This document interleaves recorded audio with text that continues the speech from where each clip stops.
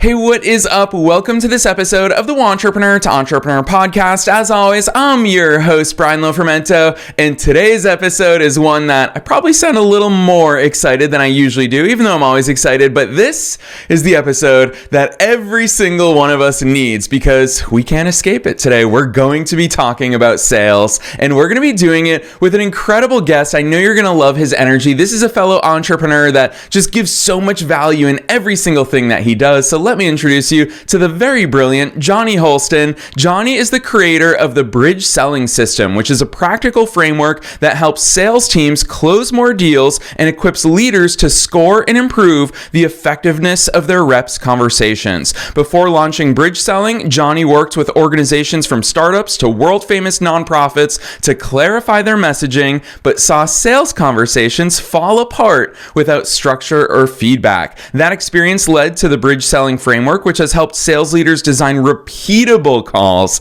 that are easy to teach and score. Additionally, Jonny is a best-selling author. His new book, Fix Your Broken Sales Calls, explores the sales call scoring formula that has and continues to skyrocket close rates. We are all in for a treat today, so I'm not going to say anything else. Let's dive straight into my interview with Jonny Holsten.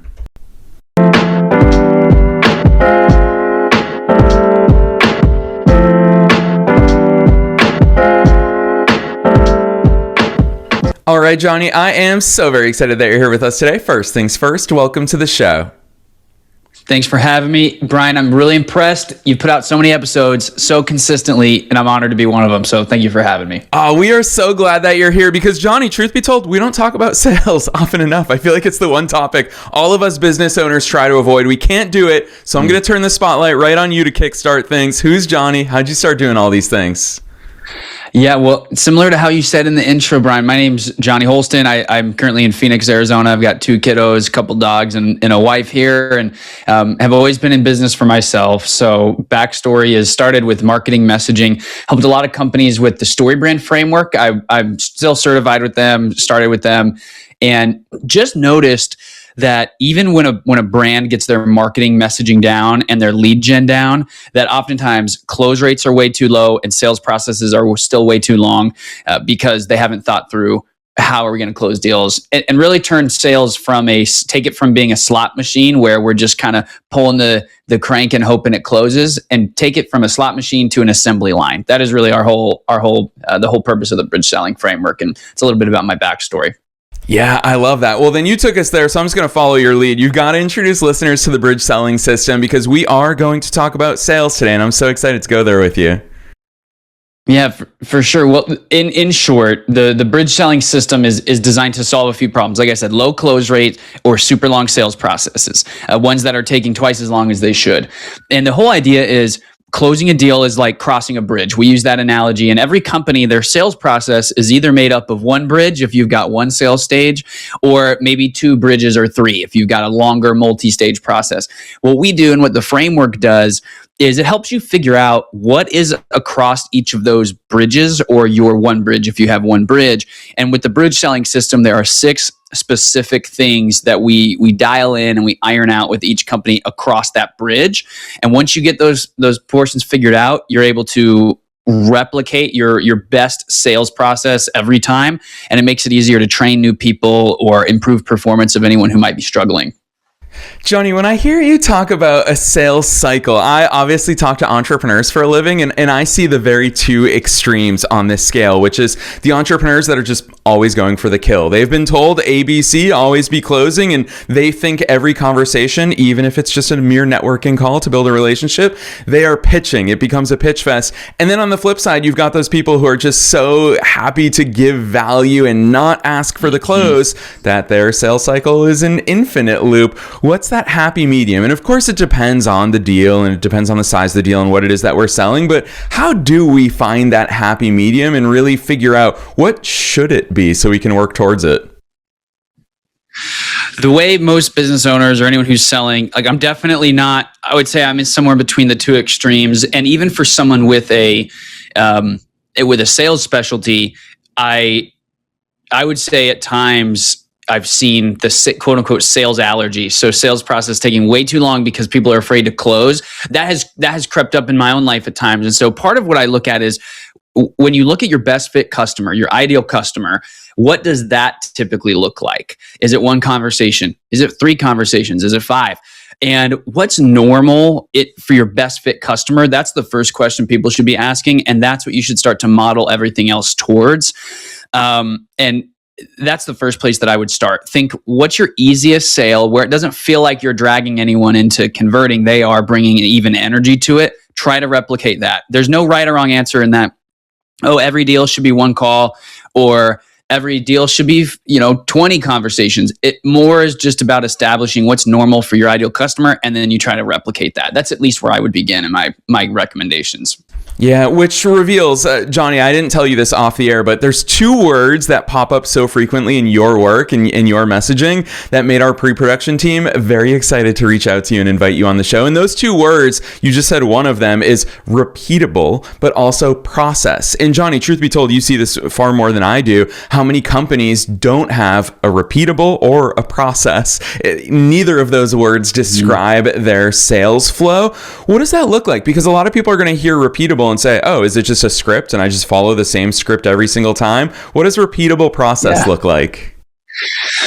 Right. Repeatable process is in our case, it's a visual model. And so we know there's some troubling data about sales teams and business owners, but well over 50% of them have no standard playbook, sales playbook at all.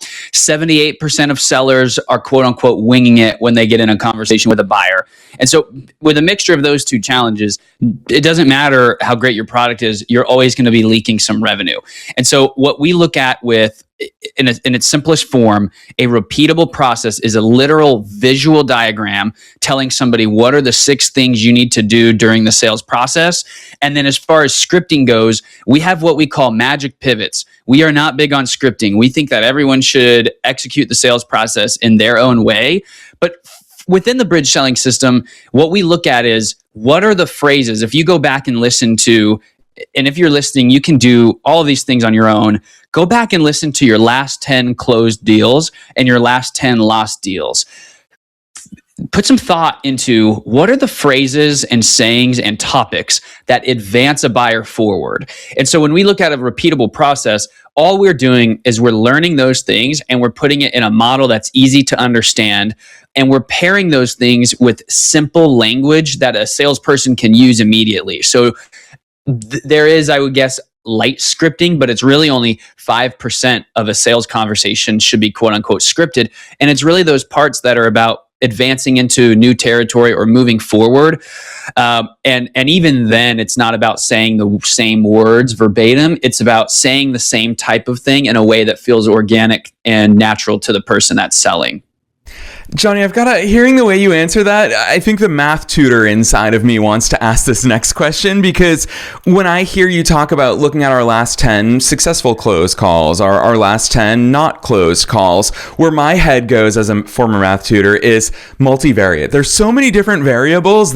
Were we talking to the right or wrong prospects? Did we have a prior connection with them? There's so many different variables. And I think that's why so many of us business owners tend to chalk sales up to as, oh, that's random, or, oh, my gut says that I should do this. There's so many different, I'll call them excuses on the air. There's so many different excuses that we all have as to why we can't have a repeatable system in sales. What's your response to that? Because it is the reality. Sales is a softer science. It's not an exact science. So what's your response to people who do feel that way? My response would be sales is super subjective. So there's always an excuse and things are always subjective, right? But as a sales leader and as a seller or a business owner, wherever you find yourself, I would pose the question, why does it need to be so subjective? And why aren't we trying to make it as objective as possible? And so you bring up your math mind. If you go back and you look at those 10 won deals and those 10 lost deals, you're actually probably going to find that in the lost deals, maybe there were lots of variables, but in the won deals, there were very few variables. And it really always came down to 1 or 2 or 3 commonalities. You want to pick up on the trends and then build a process around the trends so that when you get someone who doesn't fit into the process correctly or isn't going to work with the process, so you can actually eliminate them. If you go back and you think of those 10 deals that you didn't close, how many times did you speak with them, or how much time and energy went into outreach or follow-up where they maybe never should have entered your sales process in the first place? Those are some of the things we hope to get objective clarity around in a company, where whether it's really clearly defining what is the definition of a qualified lead for that company. That could be one way to bring objectivity to it. Another one could be simply instituting a experience in the sales process, such as a specific formula for a demo or a demonstration of a calculator or a tool that's very black and white. Did the salesperson do this or did they not do it? And there are ways to implement black and white, yes or no things that eliminate some of the subjectivity so that you at least have as much objective stuff as possible. Jonny, I love that you go there in your work and your speaking, and of course in your book, which we're definitely going to talk about later on in this conversation. But I just want to call this out for listeners, is that already, even this early on in our conversation, you're talking about qualification, which happens before a sales call. And I would imagine that you talk and you enjoy talking a lot about what happens after the sales call, because I feel like so many of us, we put a ton of emphasis on the sales call itself without acknowledging how much work happens and how much work should happen before the call, and of course the follow-ups after the call. Talk to us about those two phases, because people will definitely want me to keep pestering you about the sales call, but sure. Are the other pieces equally important, more important? How do these rank in areas we should focus on? Definitely. We use a model for qualification, what we call the bridge fit. Now, the bridge fit is 4 things. It's a buyer with a problem that you can solve, the authority and ability to make the buying decision at full price. That's really important. The third thing is a timeline that aligns with your capacity or your scheduling. And the fourth thing you can sort of make up. It could be the highest likelihood of a great case study, or somebody else that I spoke with, they said that they measure the fourth thing in would they give their customer a hug if they saw them in the store, right? Like a culture fit you could throw into that fourth one. But ultimately it comes down to someone with a problem you can solve, the authority to make full price buying decision, and a timeline that aligns with yours. And if you focus your marketing efforts on those characteristics, you will generate way more qualified leads, which then will absolutely shrink your sales cycle length. At the same time, if marketing is off a little bit, and I've seen scenarios where it works both ways, right? If you have a marketing engine that is a little bit more spray and pray or casting a little bit of a wider net, at times that is okay. I struggle to say it's okay, maybe not ideal, but that's why it's even more important for a salesperson to know when to remove someone from the sales process. And it still comes to that idea of the bridge fit. If 5-10 minutes into a conversation, you recognize somebody's not qualified because marketing brought somebody in that isn't qualified, that's on you to save everybody's time and energy and remove that person. So qualification is usually the first thing that we look at, and we want to figure out who is even worth having a conversation with. That's who you should build your process around. Yeah, I love that. Walk us through. Okay, so obviously you're only getting on the phone, which I think is exciting for all of us, is I only get on the phone with people who are already a good fit. What happens after the call? And actually, Jonny, I've never asked a sales expert such as yourself this question. So there's obviously 2 branches that are probably 3 branches that happen at the conclusion of a call. 1, you close. 2, there's just not a good fit, and so that's not going to be a sale for you. Or 3, they don't say yes just yet.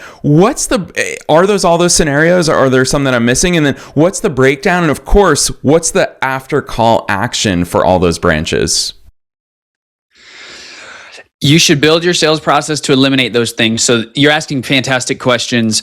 We want to design a sales process that eliminates indecision as best as we possibly can. And that's by creating a situation or a process where it's very easy for somebody to say yes. And oftentimes when you see someone get stuck in indecision, it's because there's no easy appetizer offer, for example. Maybe you're asking them to do something way too big and intense without offering a small offer at the beginning. Or maybe a seller is just really nervous to ask for the sale. When I talk about designing a system and we have a whole scoring model behind it, the scoring is reflected in, did they close, did they schedule, or did none of those things happen? And are you stuck in indecision? We call that follow-up hell, because you're stuck following up every 2 to 3 days or however many times you need to. And when I say magic pivots earlier, those are what are created to eliminate these suboptimal outcomes. So whether it's getting really good at asking, hey, what feels like the right next step for you? Maybe people forget to even ask a simple question like that. That's where a buyer is going to tell you what's on their mind. Or another example would be getting really good at ending every single conversation with a 3-step plan. We're very big on that. And the way we coach to that is step 1 is my step as the seller. Step 2 is your step as the buyer. Step 3 is our next step together. That is oftentimes how you can either structure a follow-up conversation or an onboarding or kickoff call if you're closing. Little things like that will shrink the indecision and will shrink those things. There's nothing wrong with a no close if it makes sense for everybody, right? If someone's not wanting to move forward, that's okay if it's not a good fit. But what we really want to do is take as many of those indecisions and either turn them into a clear yes or a clear no. Because that's when you get to the real heart of unspoken objections or real challenges at hand, or the buyer starts to say things like, well, I'm not so sure this would even solve X, Y, Z. We want to create a sales process where those opinions, those unspoken objections are voiced, because we know of the deals that don't close, 40 to 60% of them don't close because of indecision. And when someone gets stuck in indecision, it's because of an unspoken objection typically. So how can we design our sales process to get all the unspoken objections out on the table? That is a really, really important thing to put thought into, and turn that into a process, turn that into a system, make it easy for people to follow. Jonny, in 1,400 episodes, we've talked about sales objections so many times on the show. I think you're the very first person to use that term of unspoken objections. And I'll just give a real life example before I kick it back to you. Is I had a plumber here at the house recently doing work, and I loved the question that he straight up asked me, because they all price their work out before they leave the house, and they want to close it before they even leave. And he showed me the line by line invoice, and I was just like, okay, cool, I'll get back to you. And he just straight up said, what are you going to make this decision based on? And I said, honestly, it's just price. I have another quote for this much money. And he said, perfect. If that's it, I'll beat it by $50. And that was it. Done deal. Like, he literally got that out of me. Is that what we're talking about unspoken objections? Talk to us more about that. That is. Well, how many times have you said that to somebody and they simply say, okay, sounds good, I'll follow up in a week, or okay, let me know if you want to move forward? That's a perfect example of like that phrase alone. Hey, what are you making this decision based off of? If you look at it, let's say there's a 10-person sales team, or if it's one person and you look back at your last 10 deals, my guess would be that sentence, that phrase alone, is a behavior that should be copy and pasted across every single conversation or every single deal or every single rep, because it's so effective. It got you to open up about the real thing which is, if it's not a literal maybe plumbing emergency, and maybe this was, but like you're making that decision based on the best price, not necessarily timing or the quality of the pipes they're putting in, right? And he did a good job of getting you to admit the real thing so that he could actually serve the real need.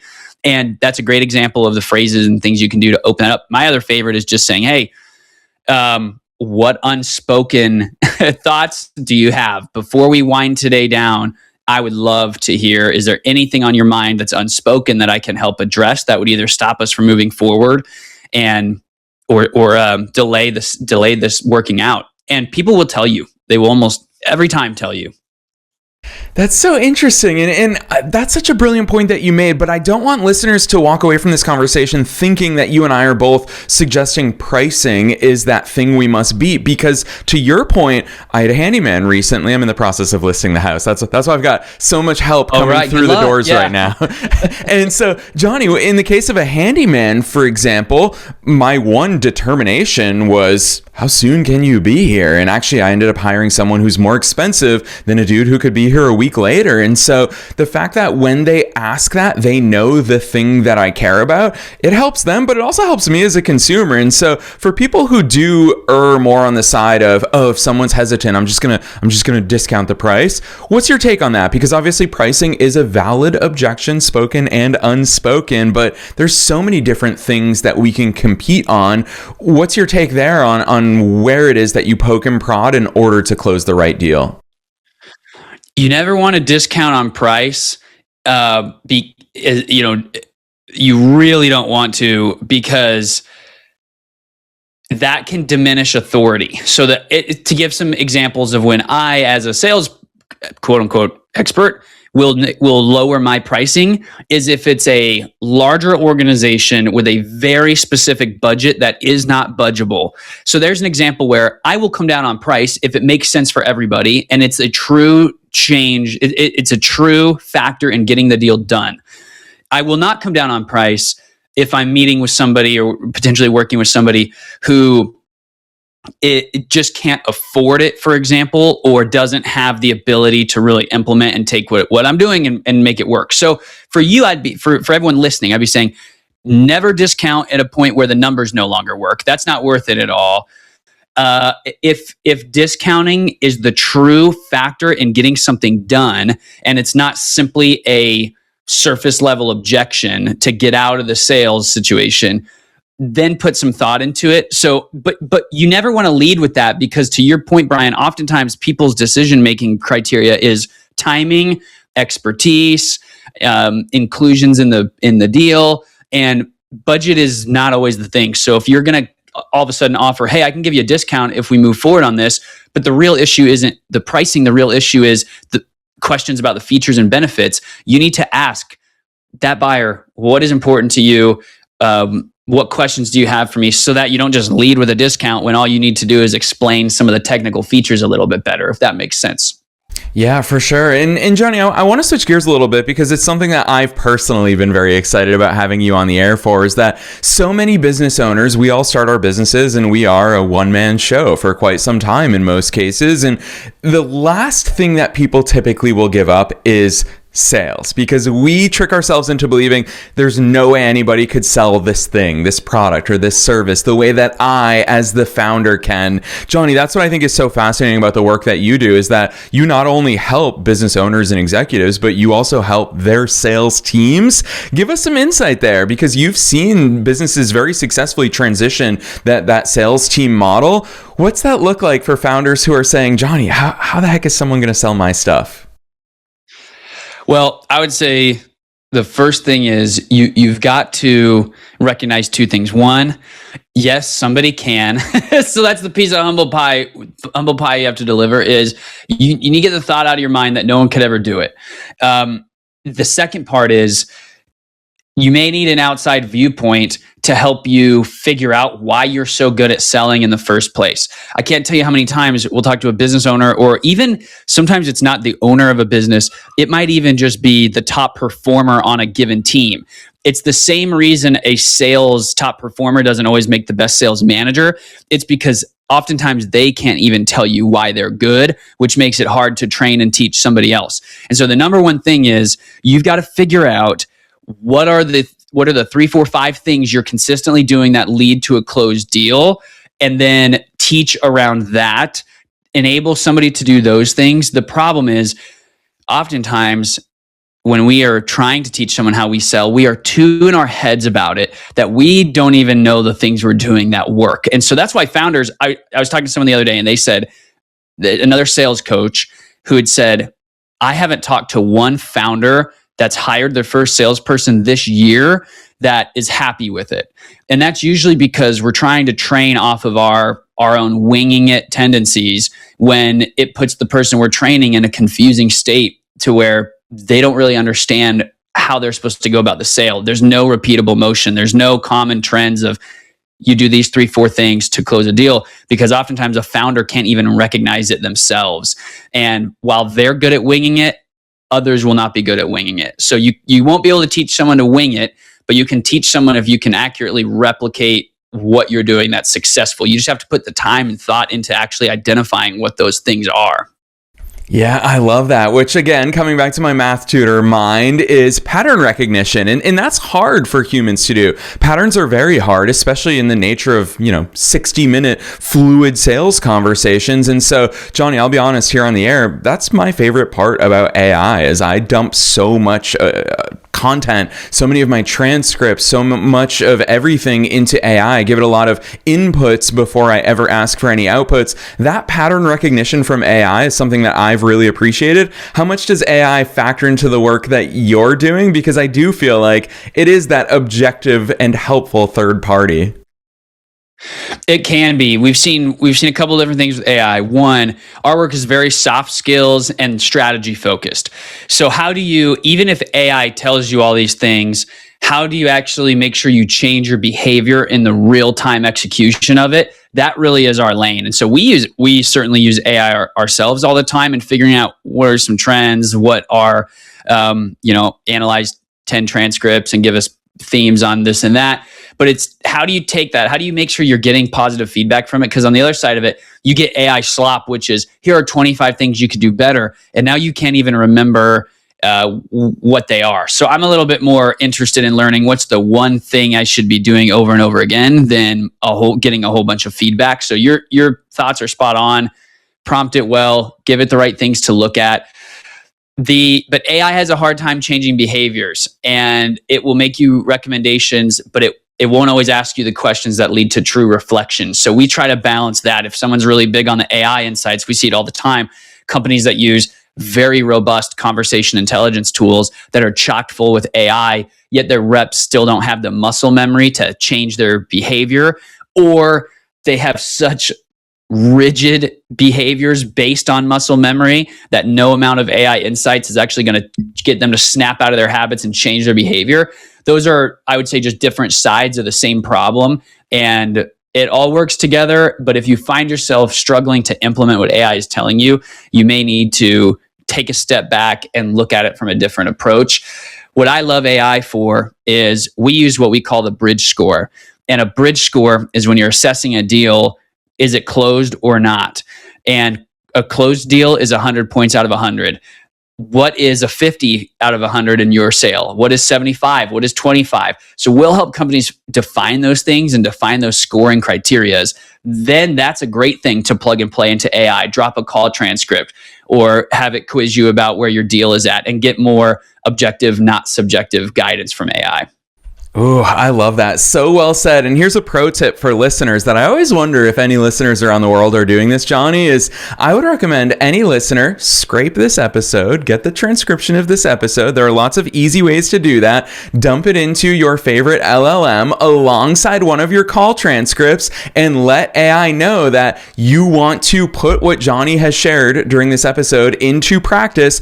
Pretend that you are Jonny Holsten and analyze the sales call transcript. I think it's such an easy way because, Jonny, your brilliance is out there, not only in this episode, but also in your book, which we're going to talk about in just a minute. But before we do that, I knew time would fly by, so I've got to ask you this question that I ask in every episode, and that is, what's your best piece of advice for listeners? Knowing that we're being listened to by both entrepreneurs and entrepreneurs at all different stages of their own growth journeys, and knowing that you are one of us, you're a fellow entrepreneur, what's that one thing that you want to leave them with today?